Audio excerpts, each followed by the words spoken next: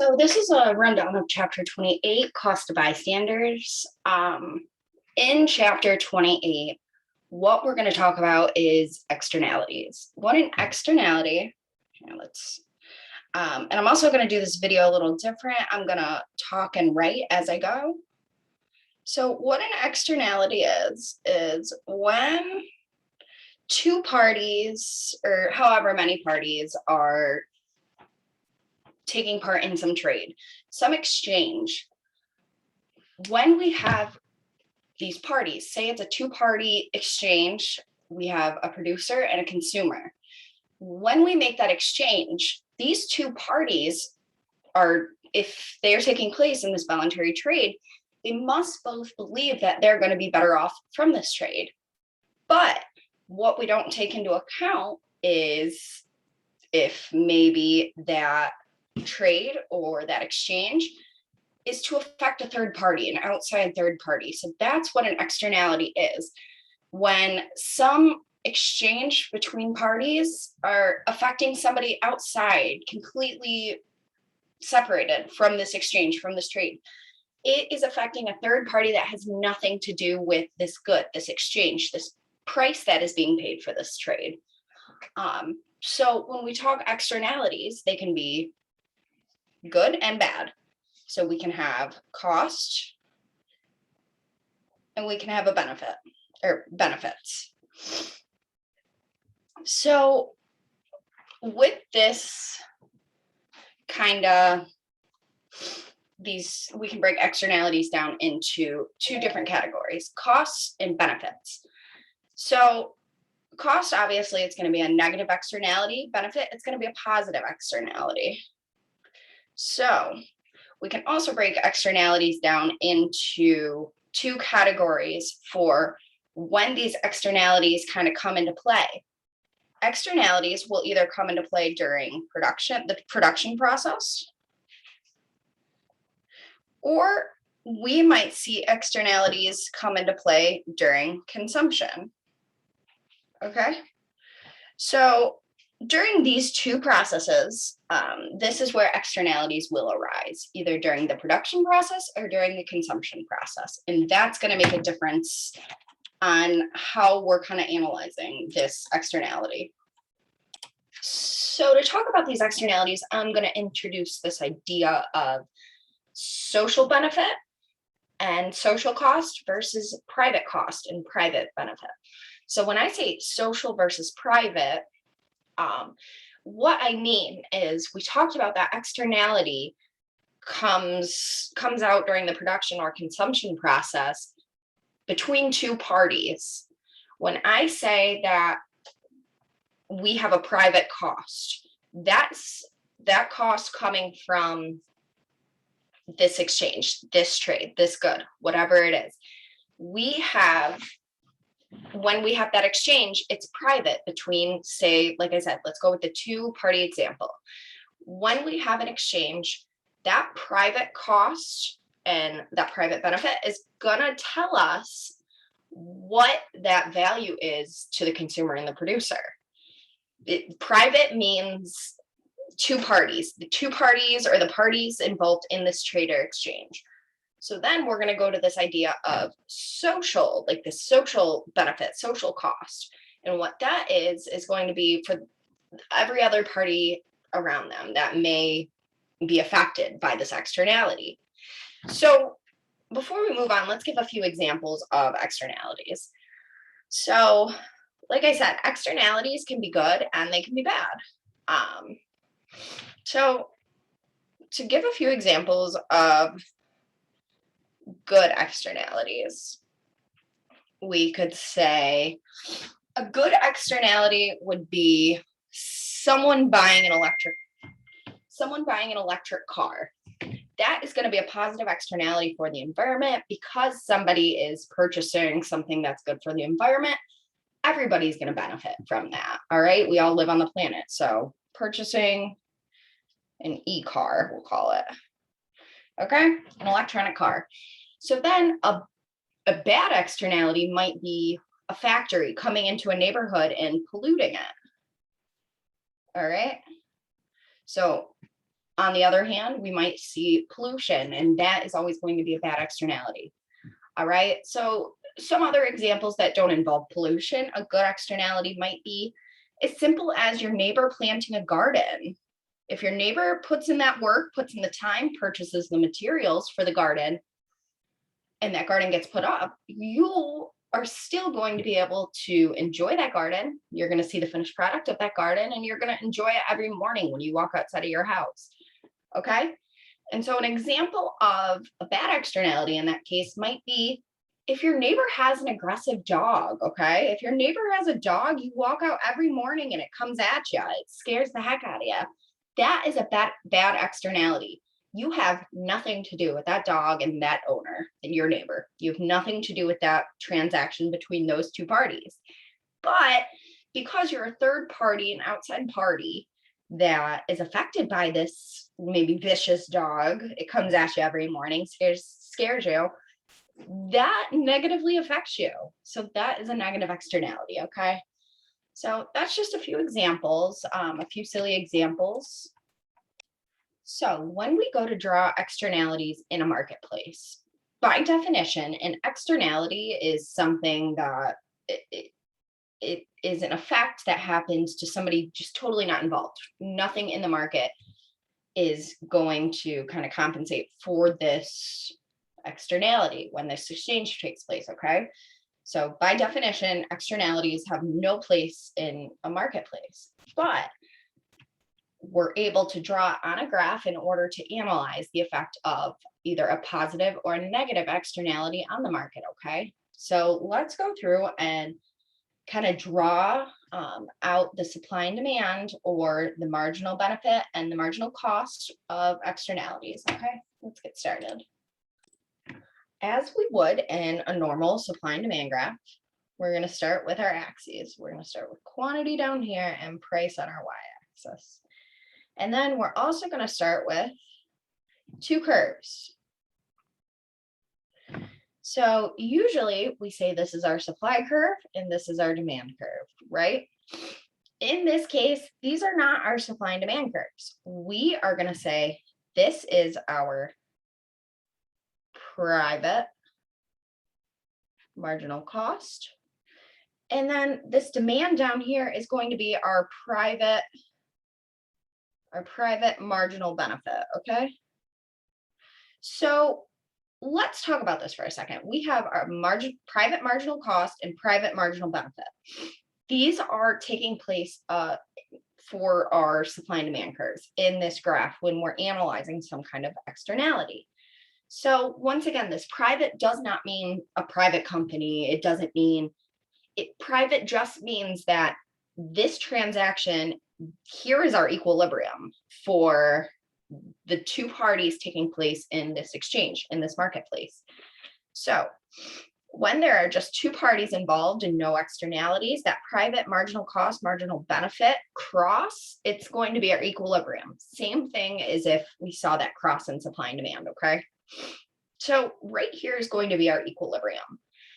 So the big difference now is going to be if there is an externality, if we are either going to draw it on the supply side over here. We'll either draw it on based on that supply curve or based on this demand curve. So let's do an example that'll kind of help us walk through this. Let's show the example of smoking. Let's do the externality of being affected by cigarette smoke on the street. Okay, so let's start. Oops. Let's start with a graph once again. So this is going to be cigarette smoke, we'll say. So this externality, let me clarify, this externality is coming out while it is being consumed, okay? So because it's coming out while it's being consumed, this is going to be a demand side problem, okay? The consumer is creating this externality when this good is being used. So let's kind of walk through the example of somebody buying cigarettes. We have I have a $10 bill in my pocket. I walk to the gas station. I walk into the gas station. I pay them my $10. And so what that is going to be is that $10 is my market price. Okay. So that $10 equilibrium is going to be right here. So this is our private,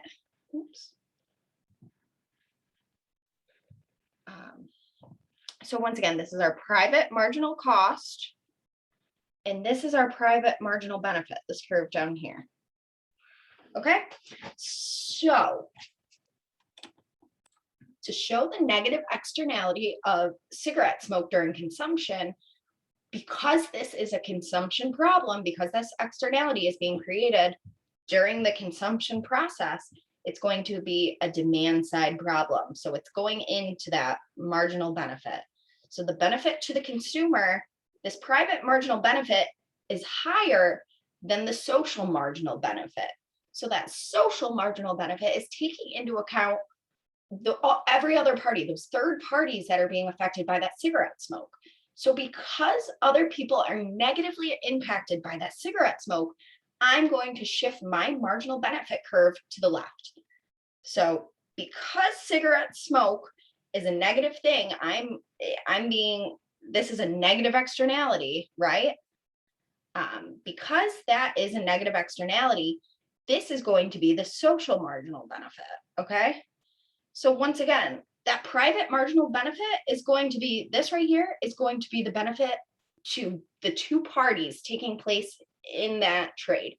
So that would be the gas station, or that would be the producer of cigarettes, and that would be me, the consumer, whoever is purchasing and smoking these cigarettes.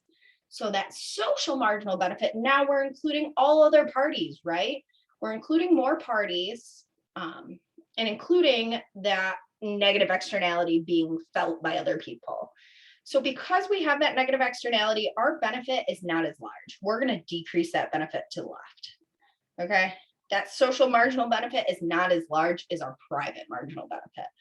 So because of that negative externality, at our equilibrium actually should, instead of being up here, we now see our equilibrium move down here. So in this case, ideally, based on the social benefit of cigarette consumption, our equilibrium quantity should be lower than our original equilibrium quantity.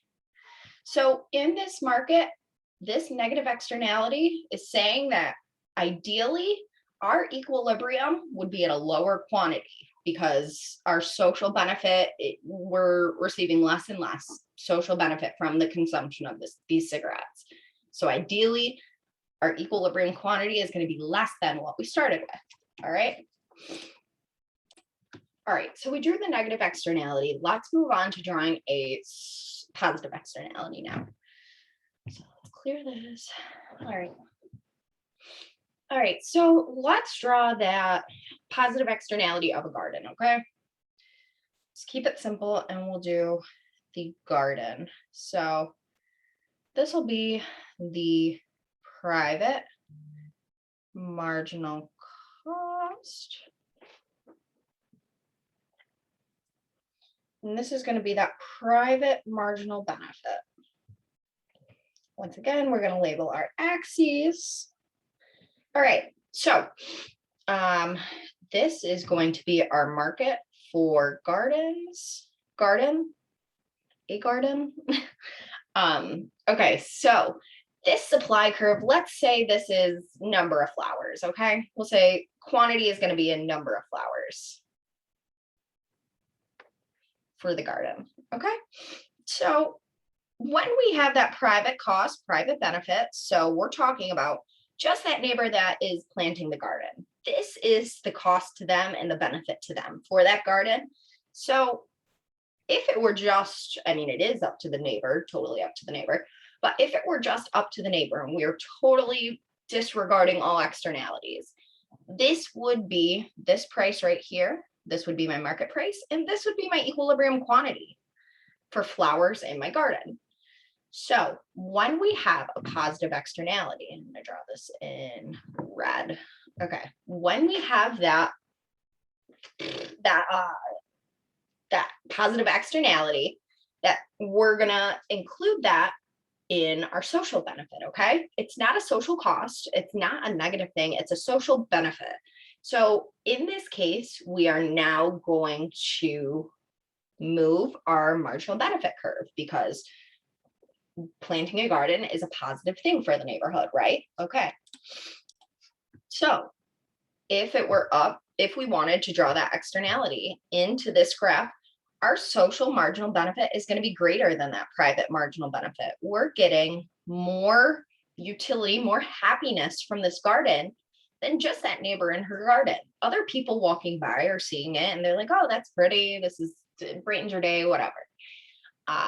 So our social marginal benefit, so this is our social marginal benefit, is going to be greater than that private marginal benefit. So now let's take a look at our new equilibrium and see what happens. So now we're up here. That's a terrible color. I'm going back to black. Okay, so now our new equilibrium is out here. Price is going to be higher, and quantity is going to be higher. So ideally, according to this positive externality, my price will be higher, but that's a consequence of this social marginal benefit, that increase in it.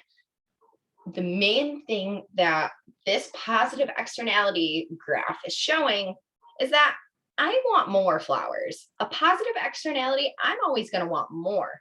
A negative externality, like we showed in the last one, where we showed cigarette consumption, we're always going to want less. So in this case, because it's a positive, we wanted more in our quantity, equilibrium quantity, but when it's a negative externality, we always want less.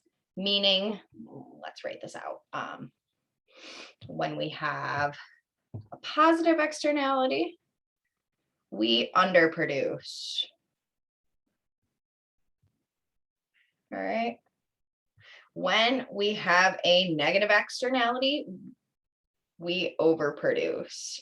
So what I mean by under and overproduce is, like I said, we saw in those graphs that if we were to account for these positive and negative externalities, our equilibrium would shift. We would not be at that same quantity and price that we were at before.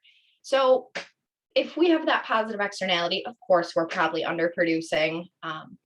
There is no benefit, or there is no incentive for that producer to produce more just because there's a social benefit from it.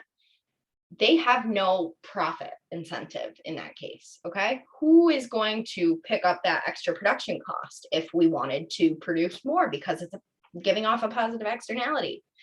So that's kind of where the question comes in with this underproduction.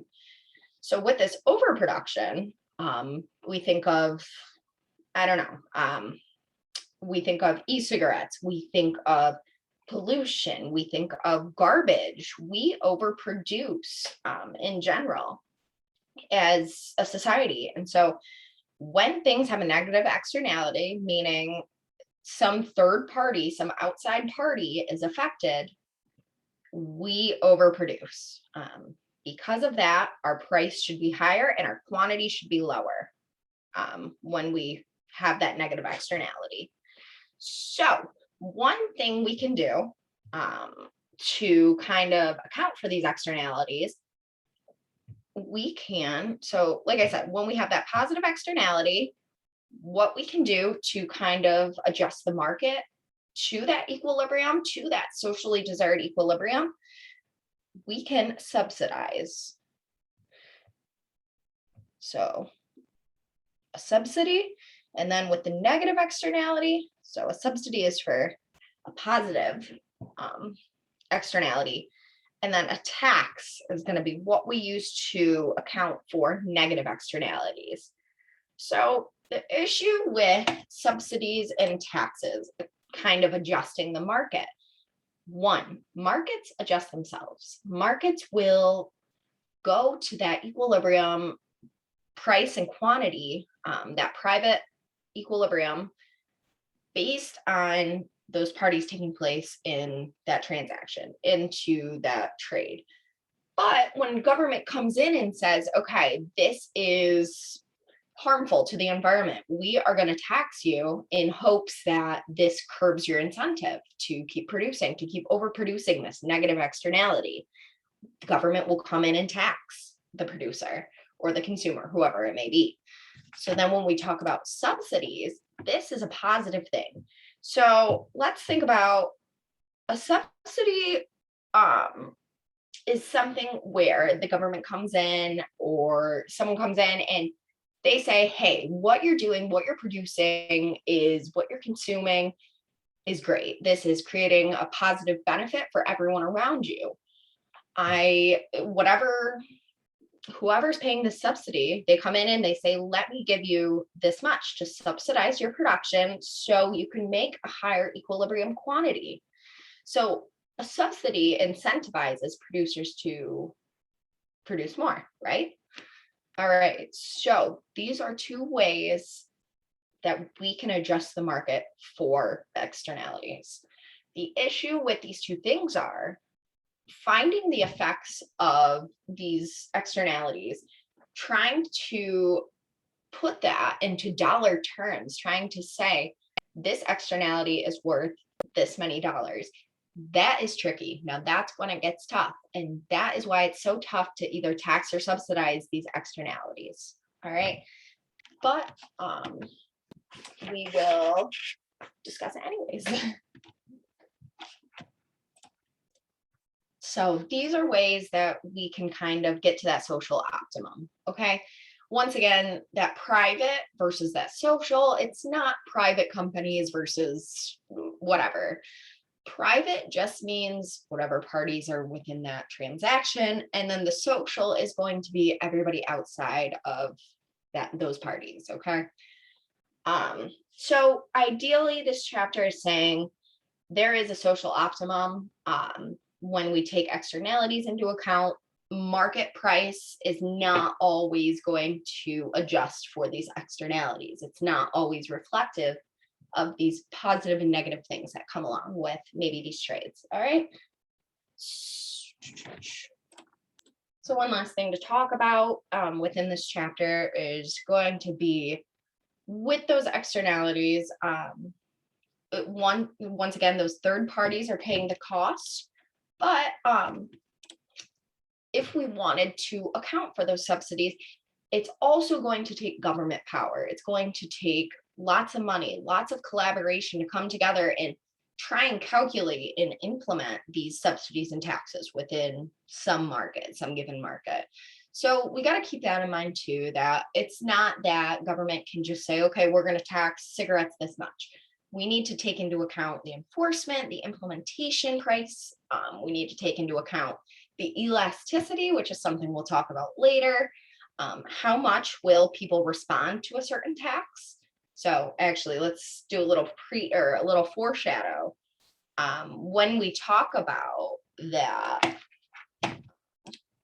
when we're talking about elasticity, it means that how reactive is our supplier demand?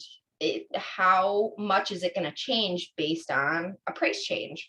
So when cigarettes are taxed and the consumer is taxed on cigarettes, it might not be as effective of a tax because cigarettes are so addicting. It might not be as effective of a tax of keeping people away from those cigarettes as if it were to be a tax on, I don't know, pop tax. Because those cigarettes are addicting, a tax on those cigarettes is probably not going to be as effective because of elasticity. So elasticity is that responsiveness to a price change. And these price changes, in the case of externalities, are going to be taxes and subsidies. All right, so that kind of wraps up chapter 8, or 28. If there are any questions, please reach out. Stay tuned for chapter 30.